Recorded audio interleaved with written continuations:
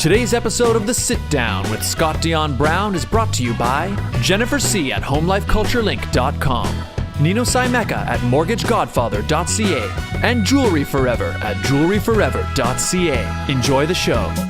Broadcasting live from Glenmore Record Studios in Toronto, this is The Sit Down with Scott Dion Brown, your Sunday morning talk show with interesting guests, live musical performances, and the most fun you can fit in your coffee cup. Hosted by Scott Dion Brown and Regine Alaina, this is The Sit Down with Scott Dion Brown.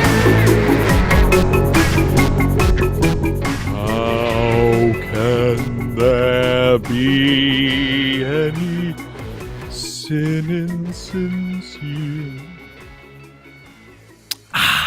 Good morning, ladies and gentlemen, and welcome to episode 143 of The Sit Down with Scott Dion Brown. It's I can't really see that well out the window, but it kind of looks gray today. But it's been pretty warm. I don't know what it's actually like outside. I'll find out later today. But another wonderful weekend has arrived here in the city of Toronto. And I am your host, the one, the only, Scott Dion Brown. Hello, Ice. Good morning. How are you? Welcome to the stream. Oh, Sakarini Blossom. Hello. He says, I don't know any pageant peoples. Well, guess what? You're about to meet two of them today. So, hello. Ice. It's warm. It's warm ice, but it's not that warm. Don't worry. Ice is still safe. Okay? Don't worry. You'll be fine. You sing every time opera. Perhaps I do. I kind of kick things off that way, yes. Anyways, hello. Welcome to the show, guys. Thank you for being here. Boop the like button, if you will. And I am Scott Dion Brown, your host, but I am not alone because I am joined, as always, by the greatest co-host in the entire galaxy, ladies and gentlemen. The one, the only, Regine Alaina. Happy Sunday, everyone. I'm not going to rhyme this time. I almost thought about it, but I'm not. Did I? I'm not going to rhyme this time. Really, Scott? Really? Right. Well, it is a beautiful day outside. Yes, it's a little gloomy right now. It's just cloudy, but it is hot outside. So if you're going out and you're in the GTA, wear sunscreen. I don't know why our show now has a weather session, but here we are. Yeah, I've gotten into the habit of doing that, I guess. You know why? Because it's like I say the thing and then I look and I'm like, oh, what's it like out there? And then I just sort of, it's become a habit. So it is gloomy because I don't see any blue right now. It's just cloudy, overcast, but it's beautiful outside. It's humid, actually. Okay, so it's gonna be like sticky. Yeah, I went for a walk last night, like around like 8:30 at night, and it was like, yeah, sticky, that feeling. Like when you're outside, you start to get, I don't know, sticky is the right feeling. Okay. How are you, Regine? I am exhausted. I have been on this roller coaster of emotions, as many of you know. The junior queens of Canada Galaxy went into internationals this past week, and guess what, Scott? Well, I already know, but I'll play along. What happened, Regine? How did they do? They all won! So they're all bringing 3 international crowns home to Canada. We have a Little Miss Galaxy 2022. We have a Miss Preteen Galaxy 2022 and a Junior Miss Galaxy 2022, all on their way home right now. So, ladies, congratulations. Yes, congratulations, ladies. So basically, all 3 were guests on this show. Mm-hmm. And then they go off to the competition in Texas, right? Texas, yep. And they win. Mm-hmm. Coincidence? I think not. Exactly. But speaking of, I'm just going to segue in because I really want to, because this is a great segue. Speaking of international queens, we actually have another international queen with us today, Scott. Yes, we do. And I've got her bio here. Perhaps I should read from it. What do you think? I think so. It's a pretty good bio. Okay. All right. Ladies and gentlemen, our guest today is a 4-time local, national, and international pageant title holder. Damn. Since 2016. She has earned the titles of Miss Tecumseh 2016, Miss Canada 2018, Royal International Miss Canada 2021, and most recently completed the pageantry trifecta by winning the Royal International Miss International Role Model Miss 2021-2022 title. When she steps off the stage, she also teaches young women around the world how to compete with purpose in their pageant as the pageant gal, pageant coach. She utilizes her success in pageantry, her experience working as a registered nurse, and her background as an internationally recognized public speaker to promote her 5-step growth, self-care, and sustainable community service strategy to young adults. To her, the best way to improve the world is to start by improving ourselves first. And she looks forward to continuing to share this message during her reign. Ladies and gentlemen, please give a warm sit-down welcome to Maria Giorlando. Hello. Hello. Who wrote that lovely bio? That was darling. Thank you. It was incredibly well written. And yes, hello. How are you doing? I am really good.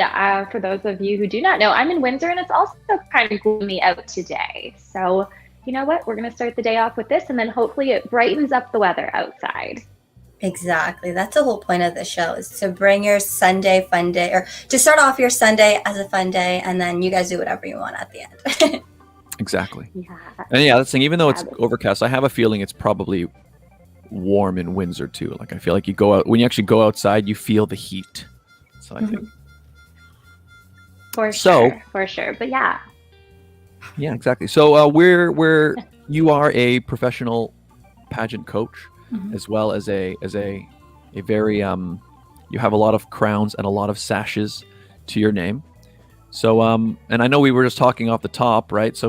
So Canada is doing very, very well pageant wise right now, right? Yes, Windsor especially. That's true. Windsor breeds pageant queens. I've been saying it for years, and it still reigns true. It's very true. I know that the Miss Tecumseh pageant is also happening right now. So there's a lot going on in Windsor.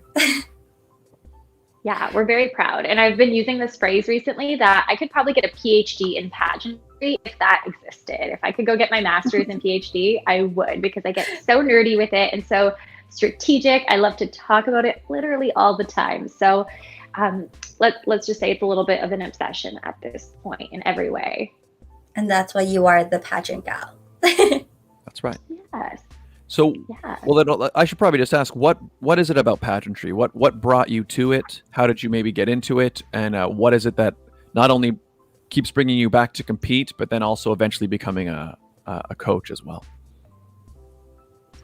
Yeah. So honestly, I want to say my favorite year competing was one of my first years, because I was so new to the industry and to the experiences. And for those of you who do not know, Sunny Borelli is one of the directors of the Southwestern Ontario Miss Universe Canada pageant, and every year he's the host of the Onstage Miss Universe Canada pageant. And he runs a local competition here called Miss Via Italia.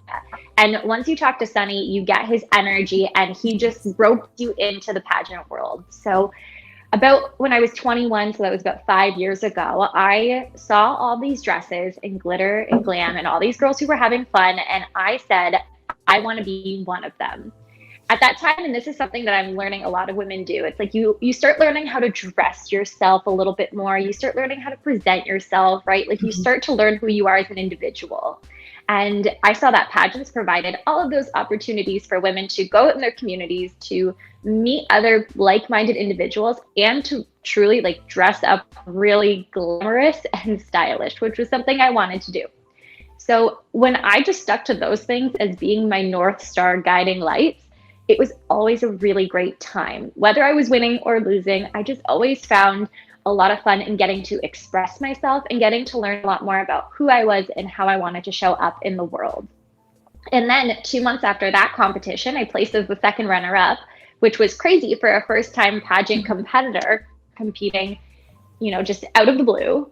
And then from there, I went on to win Miss Tecumseh 2 months later, and got to do all of these amazing community experiences. I hosted fundraisers that raised almost $5,000 for Sick Kids Foundation. And then about a year after that, I won Miss Canada.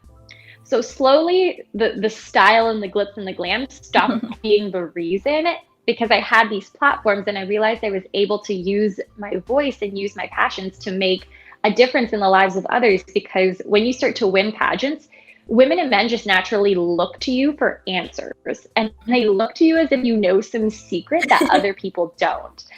So I just kind of had to shift my reasoning. And ever since then, again, it's been win or lose. It's about me knowing what's the message I want to share and what's helped me really be, I don't want to just use the word successful, but happy in my life and in both the good and the bad experiences as well. And that's something that I love sharing, even to this day now as an international title holder.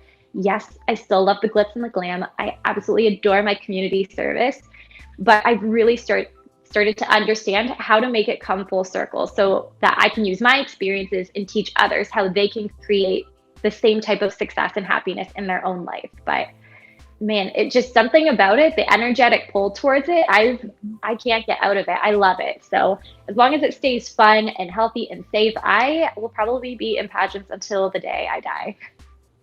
Well, you can, because there are so many multidivisional pageants nowadays that you can be 99 years old and still rocking your heels or kitten heels, whatever you end up wearing when you're 99 years old on stage. Yeah, I was competing in my most recent pageant against women who were all the way upwards of 65, and they were calling themselves the Glammas. Love that will be me one day. That will be me one day. Maria, that will be the both of us together. Don't worry. We'll get shirts. We'll get shirts, and we'll make a new series, the Glamma Sit Down. Yes. Regine and I always get these ideas to do things when we have our interviews together. So this is just another one. Write it in the books. Exactly. So stay tuned for that, everybody. Sometime in the next half century or so. I was gonna say you guys can tune into that podcast. So you transitioned to pageant coaching, because I mean, a lot of people, well, I should say not everybody who does a thing actually knows how to teach a thing, but you seem to have transitioned to it well. And obviously, a lot of people seem to be turning to you. I know, like for example, on TikTok, you've amassed, is it 54,000 or is it more? It's a lot of followers. 55,000, yeah. There you go, 55,000. So what do you think it is, or what do you think it is about your approach that is appealing to people, where not only are you having success on the stage, but also as you're giving coaching advice as well? Yeah. So one of the number one things that I say is that I'm always practicing what I preach. And I don't think that anything that just happened on accident. I do think that there is a very specific way to learn how to share who you are and how to connect with the judges. If everyone just kind of showed up and did their own thing, then we wouldn't really have a rhyme or reason to judging or who would be crowned. But there are things that every single woman or man, if they're competing, can do to stand up and to stand out in their own unique and specific way. And one thing that I'm really committed to doing over the next year is sharing a lot more of those strategies and techniques through online platforms like IGTVs and YouTube videos and TikToks as well, because it's so simple. It's like it's everything, but it's nothing at the same time. But I think that I've really digested it in a way that makes it simple to understand. And when you follow these steps, it's bulletproof. I call it like this bulletproof strategy that when you go in to your pageant, it's like your suit of armor that you wear. And I want to see every single woman competing with that level of suit of armor, so that we can truly say, wow, this is a great group of girls. And literally each and every single one of them could win, not just because they're accidentally doing well, but because they all really got to know who they were, know who they want to put in front of the judges, and they feel great about themselves. I think that's the underlying message, is that when I coach women, it's not just about pageants. I say, if you just want to come and practice interview and runway, I'm not the coach for you. I'm going to be the one who goes to the root of your self-esteem and your self-confidence. And I want to lift you up from the inside out, so you can see that win or lose, you're a queen every single day. So I think that's also what makes it unique. It's like the strategic piece, but it's also the inner self-development and self-worth piece of it that really just gravitates women towards seeing, oh, you don't just perform really well on stage, like you've done that deeper inner work. And it's almost like that secret that everybody wants to know, right? So I'm still figuring out how I want to share that all on TikTok when you have like 7 seconds to a minute, but I'm going to get creative. That's amazing. Cool. And listening to you talk, sorry, Scott, for interrupting, but listening to you talk, there's no doubt to why you won the International Role Model title, because you do inspire so many people. I mean, when I watch your TikToks, I watch your social media, and seeing where you went with Royal International Miss, I mean, you inspired me, you inspired many other people. I know you have so many clients all over the world. So getting that Royal International Miss International Role Model title fits you to a glove, or to a T, whatever you want to say. It's perfect for you. Fits me like a crown. There you go.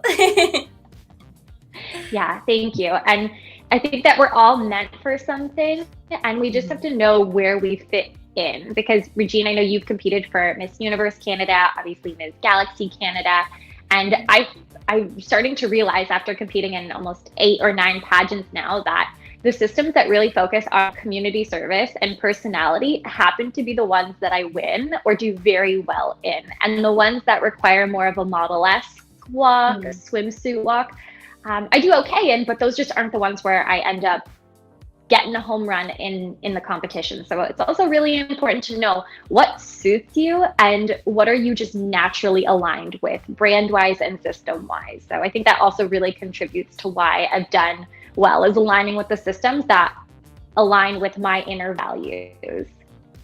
Love that. Cool. And I guess, I mean, I've got a bunch of your links and things in the description, but if people did want to, say, have you coach them or get tips and get in touch, how should people reach out?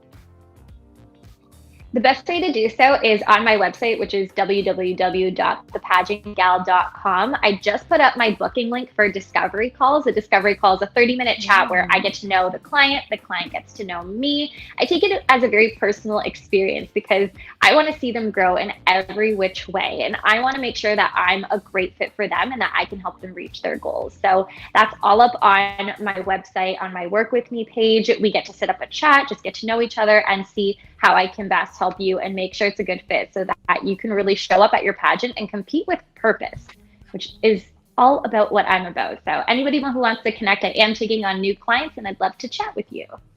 And you're taking international clients as well, right? Excuse me. Oh yeah, of course. So I also work with Pageant Planet and I do their mentorship program, which gets me in contact with so many amazing women in different systems that I would have never thought I'd get to work with around the world.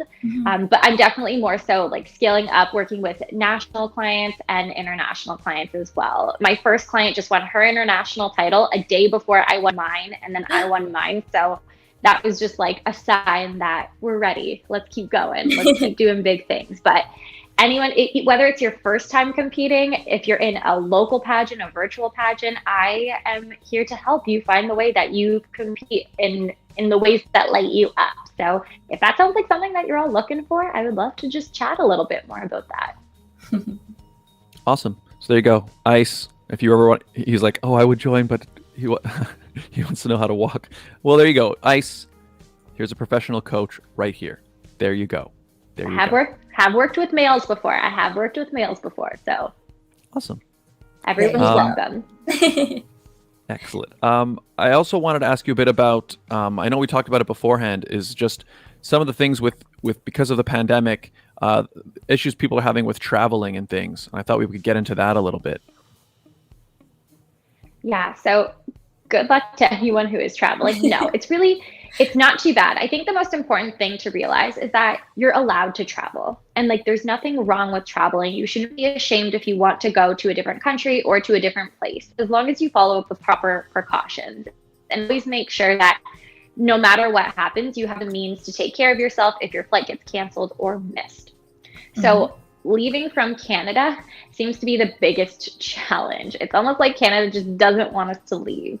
But my biggest challenge was actually coming back, because when there's so many different types of tests and different places that you can go for tests and different costs of tests, there's nowhere you can just call and ask. It's all these automated systems online.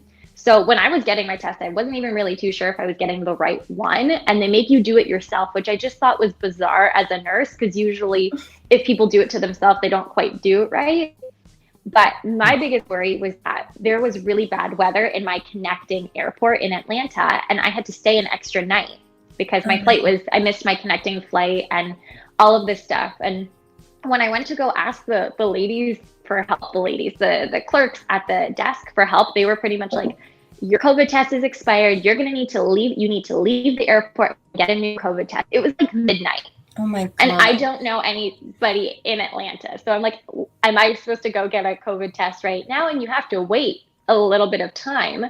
And so I had a full breakdown in the airport. I was like, how am I going to get home? Where do I go? I'm going to sleep in the airport tonight. I didn't have any of my bags with me because I thought I'll be smart and check them all and not carry anything with me. So all I had was my crown and my sash and my purse. So then eventually I got to learn that because it was like an extraneous circumstance that they allowed me to extend my COVID test past the 72-hour mark. And there were like no questions the next day. They were like, yep, you can just go through. But the biggest thing is on every government website or on every health unit, it'll say the proper things that you have to do. Just make sure you know what you're doing. If you're traveling internationally, look at the international travel guides versus the domestic ones, because there are differences in the tests, in the costs, and in the timing of it all. So I had a mini mental breakdown, yes, but at the same time, I called my family. I knew my contacts in Atlanta who I messaged, and I became resourceful when things did go wrong. So just realize that it's a risk that you take no matter where you go, whether you're in a pandemic or not, and always make sure you have like a little safety net with you just in case things do go wrong. But stay calm. Stay calm. That's probably the best piece of advice that I can say. It's already like a high stress environment traveling in a pandemic. You don't need your nerves up here. Really try to keep them calm and composed. Yeah.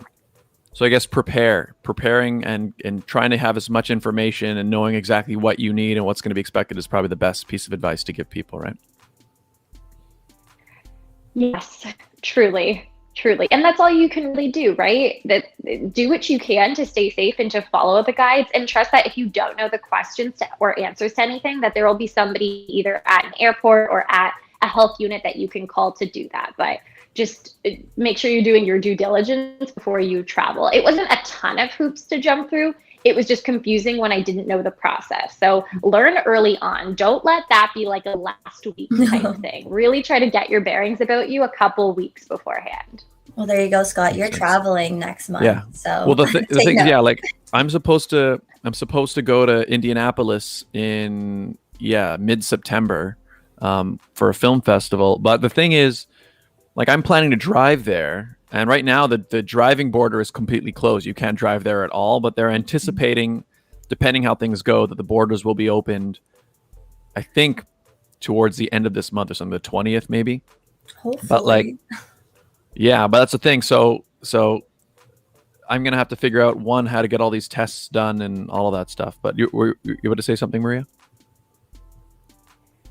I hope so. I hope so. I don't know. You should just come down to Windsor, because I think as long as you have a test, and see, this is where confusion comes in. As long as you have a test, a negative test, you should be able to cross and travel.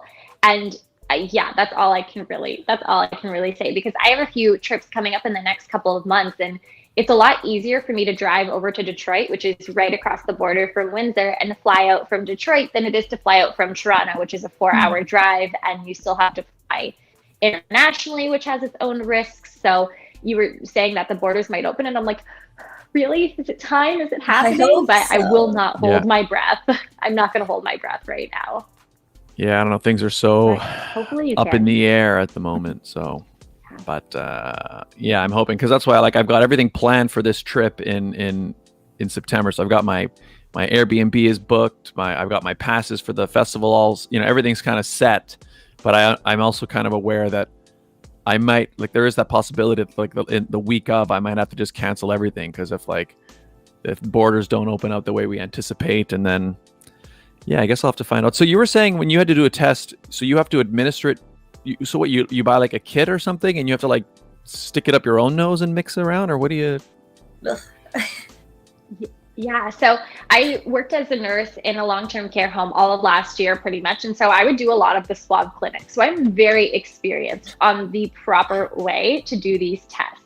But when I was in Orlando and I was getting my test, it's almost like a drive-through. You stop in the drive-through, they give you the test through the little glass door, and they say, okay, you put it up one nose, you turn it around 5 times, up the other nose, turn it around 5 times. But I'm pretty sure like you have to go pretty deep in order to get like the proper sample. But if it was someone who didn't want to go that deep, they could just hang out in the low bearing areas of your, I didn't know that this is where this is going, but it's true. It's like you can't really inflict that type of pain on yourself. And then, just as if you're ordering at McDonald's, you put it back in the tube and you give it to them and they give you your test results a little bit later. You do it all yourself. That's so crazy. I know for Galaxy Canada, we're all getting tested before it starts.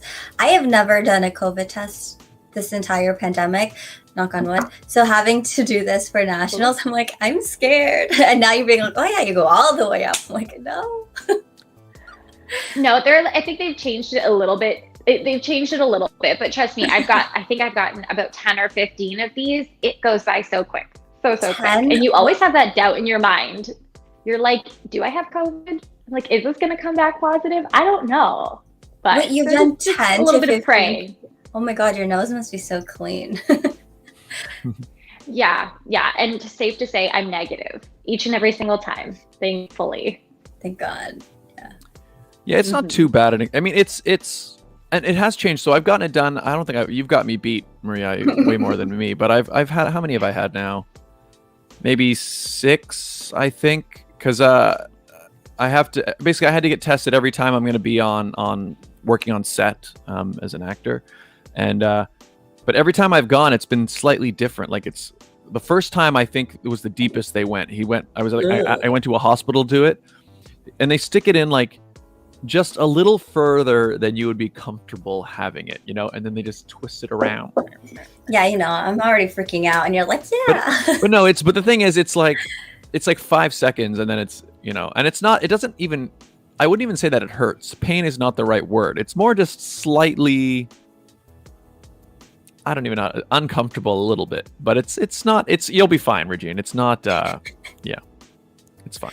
There's a TikTok audio where it's like, okay, that's enough. Okay, that's enough. Nope, that's enough. And that's literally how it is. Cause you're like, no, okay, are we good? We're good. Okay, we're good. That's enough. And that's how it feels. You're just not expecting it. But then it's over in the blink of an eye. Should that be my first TikTok video using that audio too? Yes, it should. Okay. Just perfect for you. Introduction. Yeah. It's and also when the guy did it for me, he was like, he tells me how long. He says it's going to be 5 seconds, and he counts out loud. So because of that countdown, it's like you can kind of just, okay, I'm just going to hold still and you can ride it out. So it's not one of those things where it's like, is it almost done? Is it almost done? When is it going to end? You know when it's ending. So it's not bad. It's not too bad. And it's just part of it. And on that note. On that note, let's do the ad break. And then when we come back, I do want to ask a bit about your experiences working as a nurse as well, because I feel like you've got some stuff to talk about in terms of dealing with I think anybody working in sort of the medical profession has had a pretty crazy year. So I want to talk a little bit about that. But first, let's do our ad break. Today's episode of The Sit Down is brought to you by some very important people, right, Regine? Mm-hmm. That's right. They are, of course, our advertisers, and they make this show possible. Hey, Regine. Yes, Scott. Do you want to find out what your home is really worth? Maybe. Are you buying, selling, investing, or renting a home? Perhaps. Well, then, Jennifer C., Realtor at Home Life Culture Link is here to help. Mm-hmm. Call or text Jennifer today at 647-403-8887. Mm-hmm. Don't deal with just anyone. Speak to a professional, Jennifer C. at Home Life Culture Link. To see her current listings, visit homelifeculturelink.com. The Mortgage Godfather is here to give you advice with any mortgage needs you may have, and he will shop to find you the best mortgage. Nino Saimeka, mortgage agent. He'll give you an offer you can't refuse. He'll give you an offer you can't You know you have an refuse. Italian on the show, Scott. Don't embarrass yourself. It's a good impression. Sounds just like him from the movie. Find out more at mortgagegodfather.ca or call 905-604-6955. Jewelry Forever. Conveniently located at CF Markville Shopping Center on 5000 Highway 7 East Markham. They do custom-made jewelry, repairs, and change watch batteries, all done on site. And we have an amazing deal worked out with them, don't we, Regine? Yes, we do. If you go in and tell them that Scott and Regine sent you, you'll get 15% off your entire purchase. That's right. Jerry over at Jewelry Forever is an absolute artist. He specializes in custom-made pieces. If you have vision for something that you would like created, he is the man to make it. And that's right, 15% off your purchase. If you mention the show, tell him Scott and Regine sent you, and find out more at jewelryforever.ca. And if you would like to advertise on the show, it's very easy, right, Regine? It's simple. All you guys have to do is email us at radioshowad, that's radioshowad@gmail.com. That's right. We do this show live every week, everybody. And we do the ads live as well. What does that mean? Well, it means that you can personalize those ads week to week. Do you have an event, a sale, something happening at a particular time or particular place? You let us know. We let your potential client base know in real time. It's so simple, yet so effective. Get in touch. Radio Show Ad, radioshowad@gmail.com. And we're back. Ice, you jumped out at us. Ice said boo in the chat, and you scared us. Well, hello, Ice. And to all of you who are watching, if you're just tuning in, we're here with professional pageant coach and beauty queen Maria Giorlando. And we've been chatting about pageant stuff, mainly so far. But I did want to ask you, because you are also a registered nurse. So I just wanted to ask a little bit about what this past, year and a half, two years now? I don't know how long it's been. Time is all blurring together, but I'm curious what it's been like for you working in this, working in the field you're in through a global pandemic. Wild, right? Well, I started last year working at a long-term care home in my area, and right when everything, that memorable day, March 14th of 2020, when everything shut down, my nursing home was one of the first homes to really get hit pretty badly with cases. And yeah, it was definitely a next time. And to think that a year later, we're still kind of in the same circumstance, I'm very grateful to say that, all of Canada seems to be doing a lot better with our cases. But now with these additional variants coming out, it's just something that I really never thought in my career profession that I would have ever experienced before. And I was actually asked in my interview at Royal International Ms, what was the biggest thing that you learned about yourself during the pandemic? And I don't think anybody really ever thinks that when something scary, such as scary as I don't want to say a war, but most of us think if we had to go serve or if we had to go on the front lines, I don't know if I'd be able to do that. And while this was definitely nothing like a war-ridden country at all, it was definitely scary to do. And it was something I never thought that I would be able to say, yes, okay, I'm going to go in. I'm going to isolate from my family. I'm not going to get to see anybody in person for a couple of months. And I'm just going to be here, and I'm going to be there for the residents that need me. And the biggest talk now, because that was a little bit more last year, this year is a different topic. The biggest thing that I see happening right now is this discussion of vaccines. And more importantly, I feel like there's a lack of compassion towards people who want to get the vaccine and also people who don't. I see a lot of turmoil because I know our country's kind of basing the way that we open based on our vaccination rate. And I'm seeing a lot of online judgment when it comes to those who are either all for it, people who are not quite ready to get it, who don't quite feel like they can make an informed decision about it. And I just, not that I'm putting my 2 cents in, but I just want to remind everybody that you never know where anybody's coming from. And this is a scary circumstance in general. And it's so easy for us to put our own bias and opinion saying, we all need to do it this way, or we should all rebel and do it this way. Either way is not making the situation any more pleasant or bearable, or it's not progressing us forward anymore. So always just encouraging everyone to make the most informed and safest decision for you and respect the choices of others. Because this last, 18 months, what did we settle on? Like, it's been almost 2 years now. It's been hard enough, and causing inner turmoil between this discussion just really isn't the way to move forward as a whole collectively. And I'm going to New York next month, and already we're starting to see that New York is not going to be accepting people who are unvaccinated, which kind of blows my mind in a way. What do you think about that, Scott and Regine?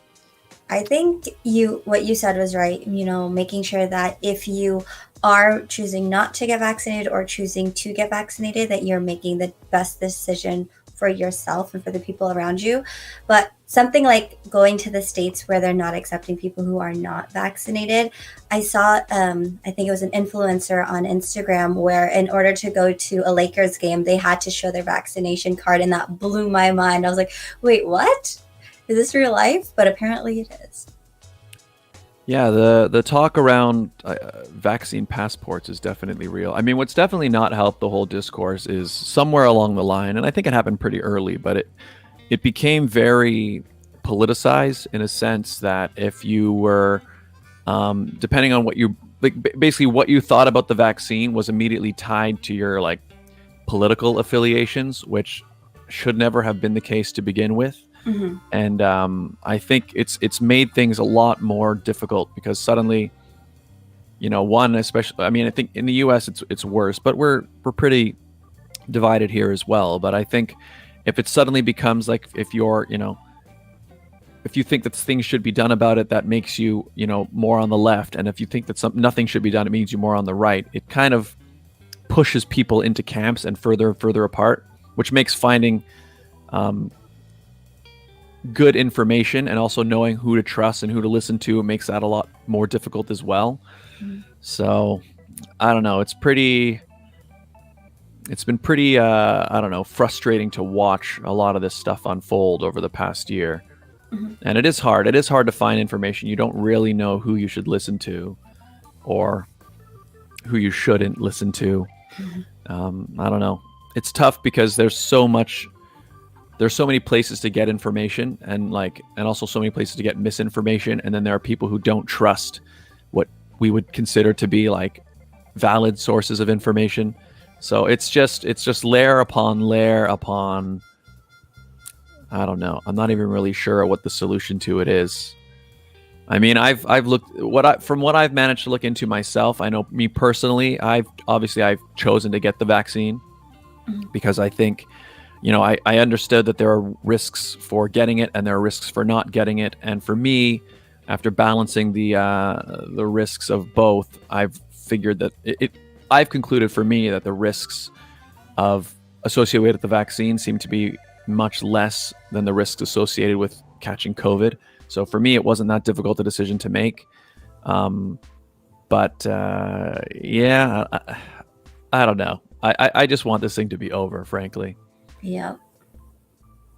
Yeah, and especially three of us are traveling either soon or recently, or we like to travel. And for me, I was like, I just want to be able to travel. That's such a big part of what I was doing before. And to have that taken away for over a year and a half, I was just like, I will do whatever I can to go somewhere and to just experience and to go out. So it's definitely a step in the right direction of helping everybody go back to their normal routine. It's just, I think it's just always a great reminder to tell everyone you don't know anyone else's circumstance, so it's easy to push opinions, but always just make sure you're doing what's best by you. I think that's the underlining message to really put out there. 100%. And then otherwise I've been so I transferred out of my nursing home, and now I'm working in a local hospice facility, which is such a beautiful environment in its own way. And it's such a contrasting thing because I think the pandemic has brought a lot of losses.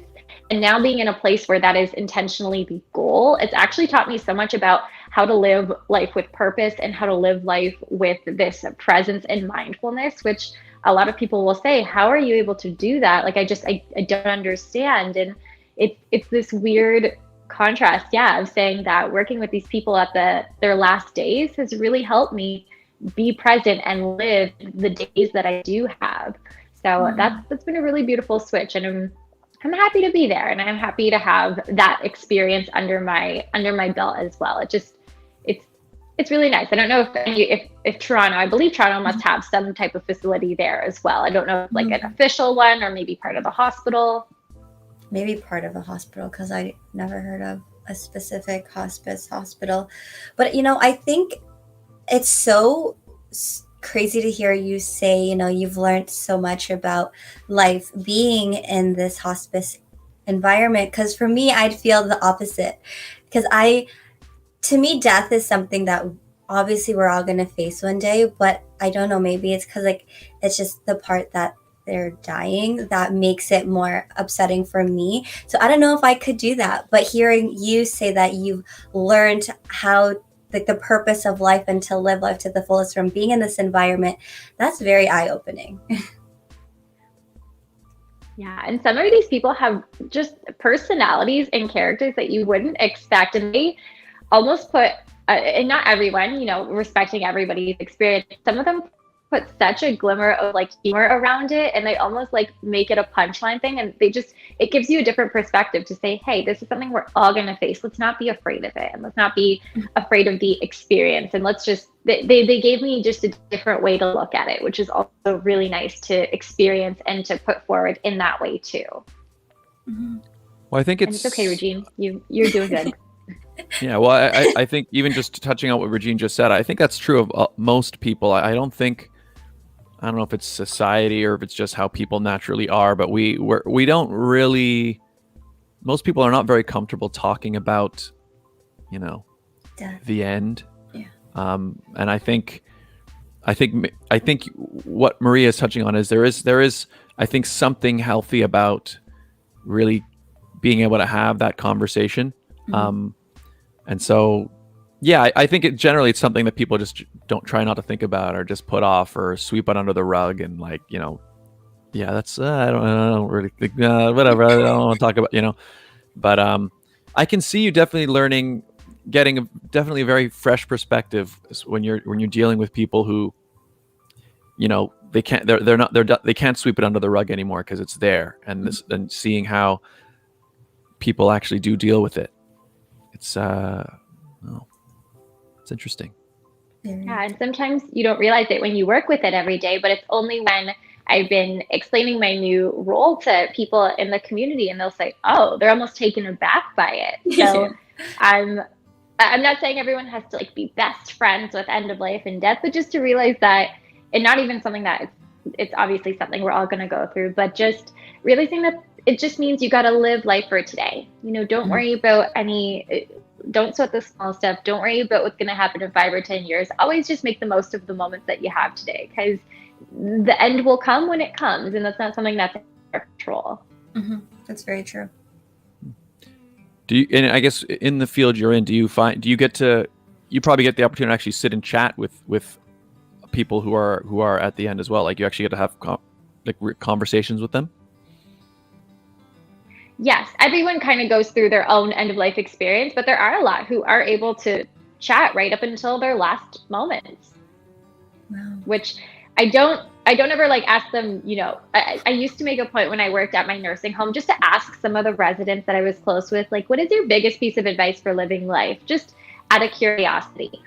This setting, I think, a little too I don't want to say it's last minute, but you just kind of, you don't ask those types of questions there, but you realize that they're just people. They're just people, and they're still alive, and you still discuss with them, and they still are watching the Olympics and talking about the different, medals that Canada is winning. So they still got every bit of their life within them in different ways. Just some are able to communicate and some aren't. So you definitely appreciate and chat with those who are able to communicate, and we really do try to make it as normal and comfortable for them as possible. So we like to call it this oasis of peace and comfort. And that means talking with them, playing music, letting them bring their animal in, just to make it feel like a very seamless transition. That's awesome. Yeah, that sounds beautiful. I just asked that because I just imagine it'd be so interesting to get that perspective. Even again, like you said, it's probably not something you can just like ask. Well, what are you thinking right now? What is it? You know, but I imagine just in speaking with people, you probably get an idea of like, I don't know. It would be, interesting. I mean, because I even find, sometimes when I have had the opportunity to just, even when you speak with people from either your grandparents or like just people from earlier generations who like, it's just cool to when you speak to somebody like that and you think about, or you hear stories from like, say when they were like the age you are, and talking about the things that they were thinking about or the stuff that they were worried about at that time. It's always an enlightening experience when you get the opportunity to do that. But I imagine it must be similar or even more so when you're speaking with somebody who's facing down the very end. I don't know. It's interesting to me. So it's very cool. Maria, what is the best advice that you... Oh, sorry. Go ahead. Oh, that's okay. We lag a little bit, but you can go. I was going to say, what is the best advice that you've received from someone when you were asking them the questions? What is the best advice on living your best life, really? Oh, I used to have a list too. Really? And I want to say I used to ask it. I used to, yeah, because when I worked home care, it would be one person a day or something like that. So it was easier to talk with them. It was a little more of a casual environment. But I remember this one woman, she was so sweet, but her thing was about relationships. And she was like, you can't change a man. You either love him as he is or you leave him. Well, and that's the only one that's the only one I remember right now, but they just say it's so real and so raw and it needs no explanation. It never needs an explanation. So I took that and I said, all right, not going to change anybody. Just got to love them as they are. So, I think that's like an old memory that I just brought up because that's the first thing that came to my mind. There you go. I think that's good advice. Oh yeah, it's a treat. It's like, yeah, you guys can't change me.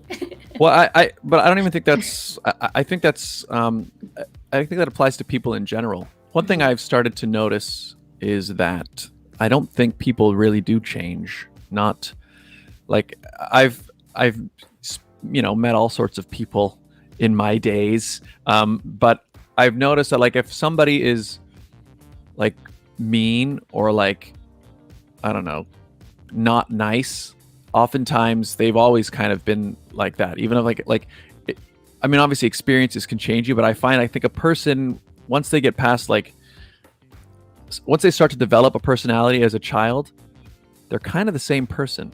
And it's just been, that's good advice. And like what she said, you can't change a man, but I don't think you can change anybody. I think people people are how they are, which is interesting to me. What do you guys think? Do people change in your opinions? I like to think we're more like Pokemon and we evolve. And some people are at their more evolved state and some people are at their original state. But I do think people have the potential to grow and to learn and to become different people. But there is some truth to what you're saying, Scott, where at our core root, we all have kind of this baseline identity based on like when we're born and the things that are programmed, our beliefs. And it's just a matter of, are people able to reprogram and upgrade and grow and evolve to the next level so that just isn't all that they are. I love that. I agree with that. I love that Pokemon analogy. Yeah, you're right. I think they definitely, you're right. People, because, obviously as you get older, you get more experiences and you become hopefully more intelligent, and you see things that you couldn't see before. But yeah, I think at the core, you're still who you are. Because, I just noticed it. I mean, even just as, short amount of time that we've all lived here. It's like there are people that I've known for my entire life, and I can't think of anyone who I'm like, Yeah, that guy, like when we were 6, like he was so cool, and now he's just like, you know what I mean? It's like, no, it's so far it just seems. And the other thing that I'm starting to realize, or that I've realized as well, is like when you're speaking with older people, is that when I was a kid, I used to see old people as like old people, like this thing, right? But now I'm starting to see them more as just like, what I've realized now is when I see old people, I see them as young people who just can't do all the things that they used to do. Mhm. And it changes my perspective. It's like I almost start to see myself, and I'm like, Are you becoming an old person, Scott? well, no, but what I'm aware, yeah, never, and that's never going to happen. No, but what I'm aware of is it's like sometimes I like to run and like jump over a fence, Mhm. you know? And I've realized now that, like, you know, older people, they would love to also run and jump over the fence, you know, and they used to run and jump over the fence.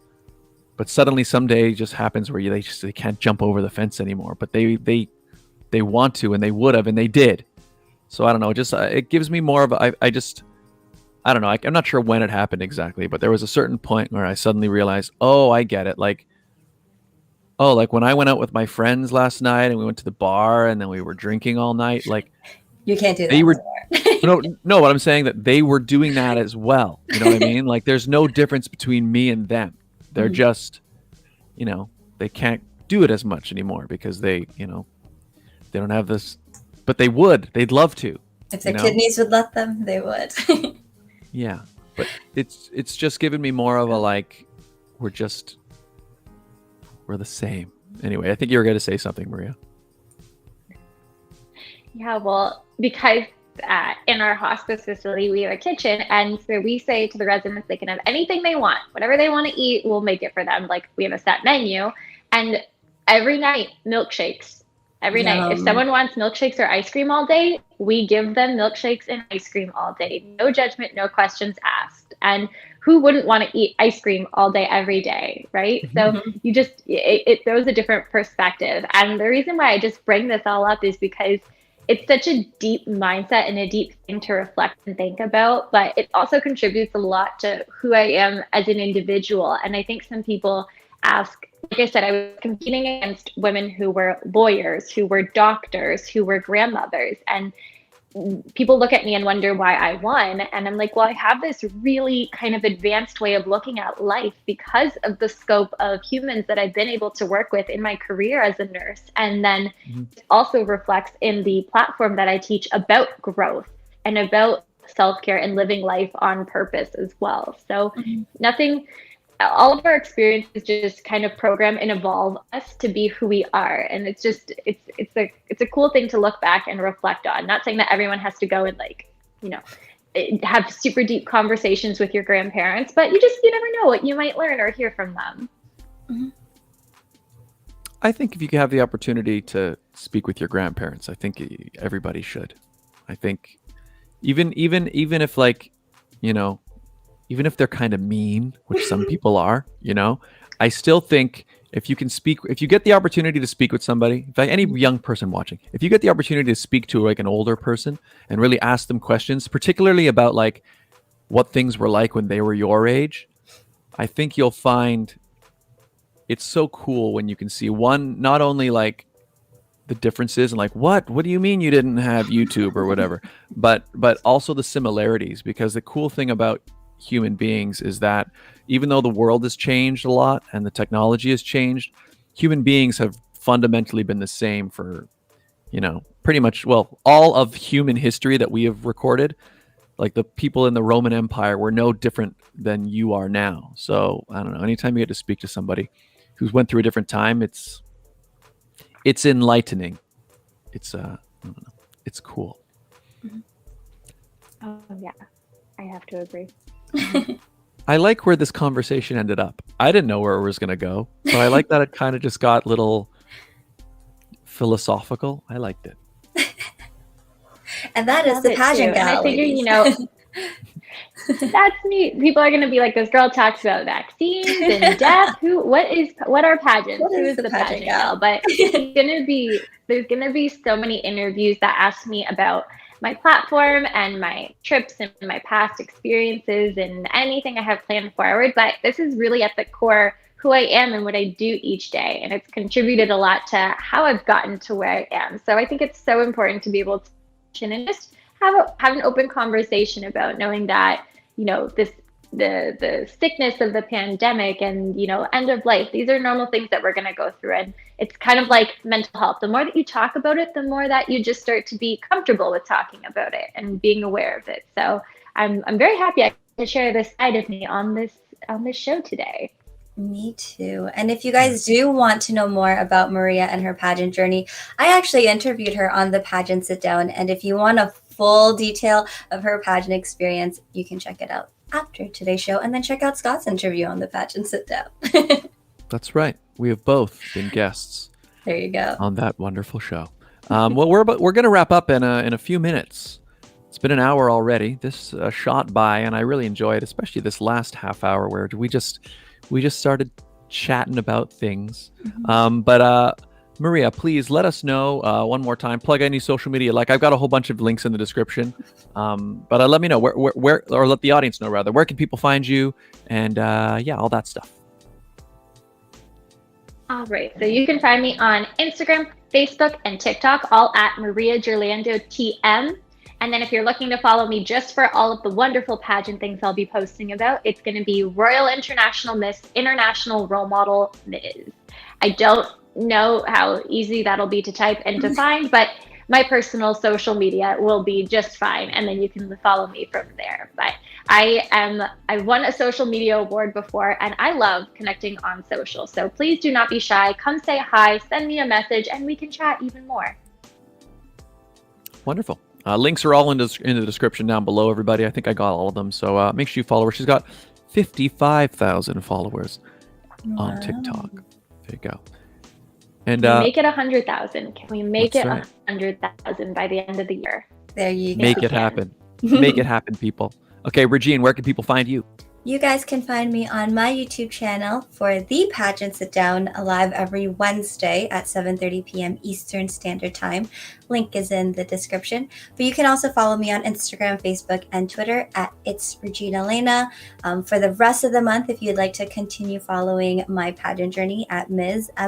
Galaxy Canada, I'm on Instagram and Facebook. I only stay till the end of the month because right after Nationals, it is no longer my account. So if you want to just follow my journey itself, It's Regine Alaina is probably the best place to find me. Scott, where can people find you? You can find me right here, where you're watching this very video. YouTube.com/Scott Dion Brown. You can also follow me on Instagram or Twitter at Scott Dion Brown. You can also follow me on TikTok at Scott Dion Brown Official. We are on the road to 55,000. We're at I'm not sure where, but we're on the road. You're at like on 100. the way. Let's find out. Yeah, what are we at? I don't think we're over 100, Regine. I don't think we are. I'm not very active on TikTok, guys. There's a couple things on there, but YouTube is the best place. I just posted a new song cover. Oh my god, it's so good. Sorry. Yeah, you can check out my version of I'll Make a Man Out of You from Disney's Mulan. It is an a cappella version. So good, guys. I watched it too many times. Nice. Yeah, it's a cappella, so I'm singing, but I'm also doing all the character voices, and also all the instruments are being done by my voice as well. So you can check it out on there and give it a like. A lot of you guys already have, so I appreciate that. But yeah, youtube.com/Scott Dion Brown is the best place. Scott, you only have 49 followers on TikTok. Yeah, 49 today. But there's like 1,000, like tomorrow. 1,200 people viewed your video, your a cappella video, but you only have 49 followers. Guys. Yeah. Come on, guys. What is this? I have 24 followers and I don't even have any postings. Thanks, guys. Really? Yeah. Wow. I got half Amazing. of your likes, Scott, or half of your followers. What am I doing? What am I doing wrong? No, it's fine. But yeah, so everybody, thank you so much for watching. Make sure you hit the like button if you've enjoyed this video. And Maria, thanks again. This was very enlightening conversation. Thank you for being here. Thank you for having me. And everybody, we'll see you all next week. A week from, actually, wait. So next week's episode, we're still figuring it out. It's not going to be a live episode because I'm actually away that weekend. So we're going to figure it out.